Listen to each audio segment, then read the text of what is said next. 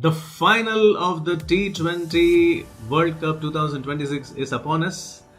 Before we talk about what is exactly going to happen in the final, who's going to win, we're also going to have a look at what were the hits and the misses astrologically in this entire tournament. So even before we started the tournament, I had predicted that India has got higher chances to win the World Cup, and here we are there in the final.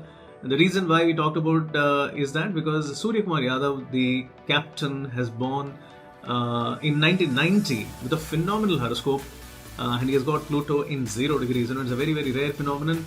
It happens once in 250 years. Other hits, very popular hit I would say is Sanju Samson, or is it going to be Ishan Kishan? I said that Sanju Samson has got a great chances to shine in a knockout match like a semi-final or a final, and he has really done that very beautifully. Yes, he has come in place of Rinku Singh, and thankfully Ishan Kishan still has his place, which is a good thing actually happened for India. We also expected the teams like West Indies to do well, England to do well, and of course South Africa to do well. But we had also talked about the fact that all of these teams will not be able to win the tournament. So none of them will be able to win. Now, yes, there are a few surprises too. For example, Pakistan, I expected them to play well, but then they didn't really play well. I didn't expect really New Zealand to reach the final, but they did. What we need to understand is that it is not necessary that astrologically the best teams will reach the final. You can always have a team which is not so powerful can also reach the final. It only shows that one team has to lose, so which means the team may not necessarily be strong. And all the teams whom we talked about as powerful teams, strong teams, they can actually perform well in the future.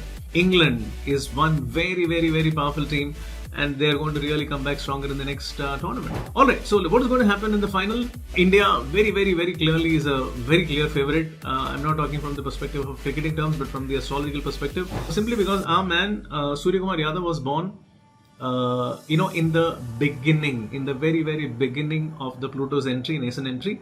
Pluto entered in 1989, late 1989, and then in 1990 it was well settled. He has it in 0001. That is the nascent entry.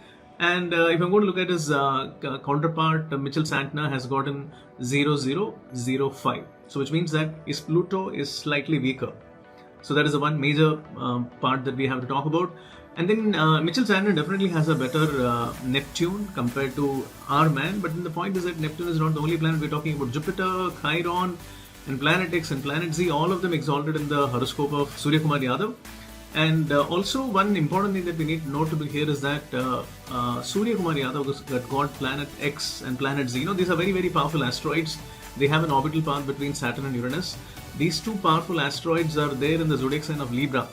Now, this is a very, very rare phenomenon, both of them coming together in the zodiac sign of Libra. It stays for a very, very little time.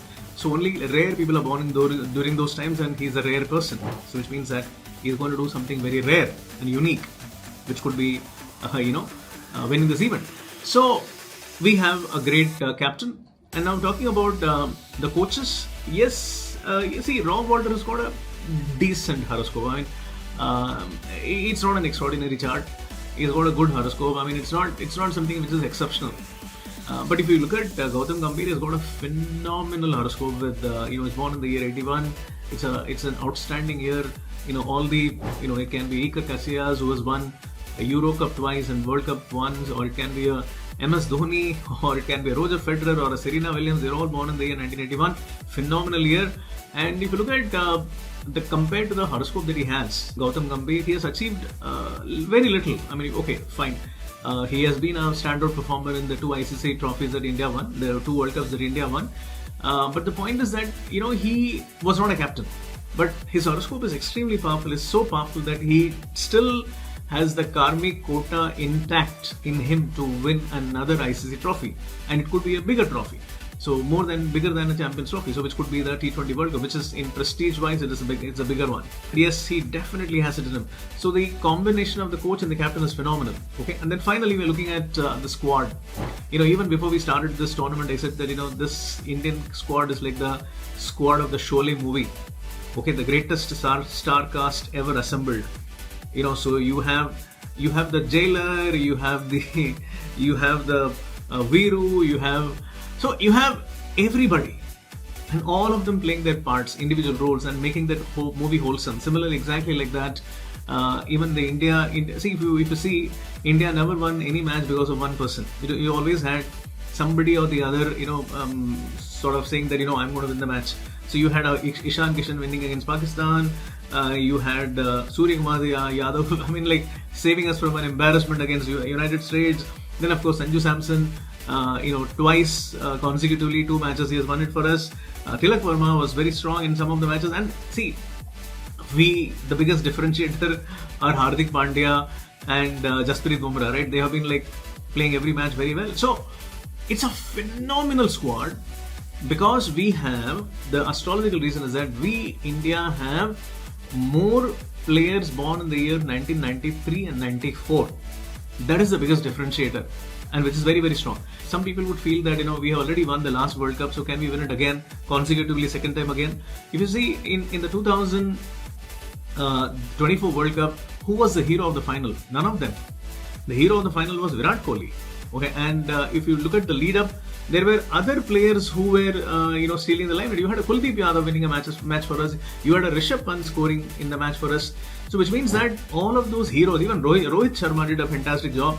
So they were all there in the previous World Cup and they've done their job. So which means that all of these gentlemen who have never showcased their skills and talent in the last World Cup, I mean, you didn't have a Sanju Samson in the final, in the playing 11 at all. So all of them are performing great roles right now. I'm not really worried about Abhishek Sharma really not finding the form. You never know. He could be saving everything for the final. One important thing about the New Zealand squad is that they have too many players born in the years 1992 and 1991 and 1992. 1991 and 1992 are 2 years when the planet X, it's an extremely powerful asteroid which was debilitated. So having such a powerful asteroid debilitated can be a deep trouble for the country, and they have like too many players. They have Daryl Mitchell, Mitchell Santner, Cole McConchie, Matt Henry, Lockie Ferguson. They have like 5 players born in that patch. That is the biggest differentiator.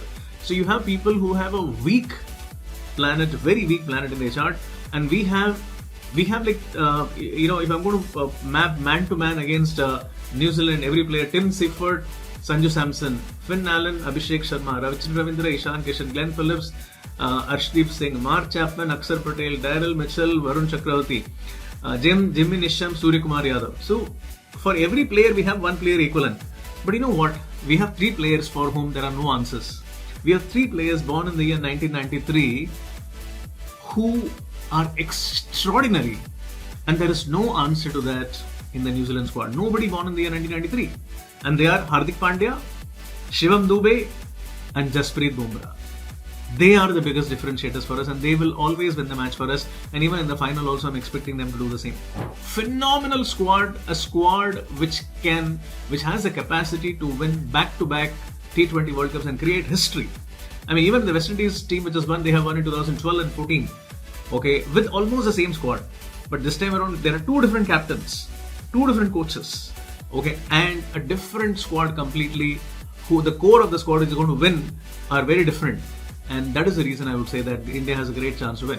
So yes, I would say that India definitely, astrologically speaking, have the greatest chance to win the T20 World Cup and create history. And very importantly, Ahmedabad will no longer be a very unlucky venue.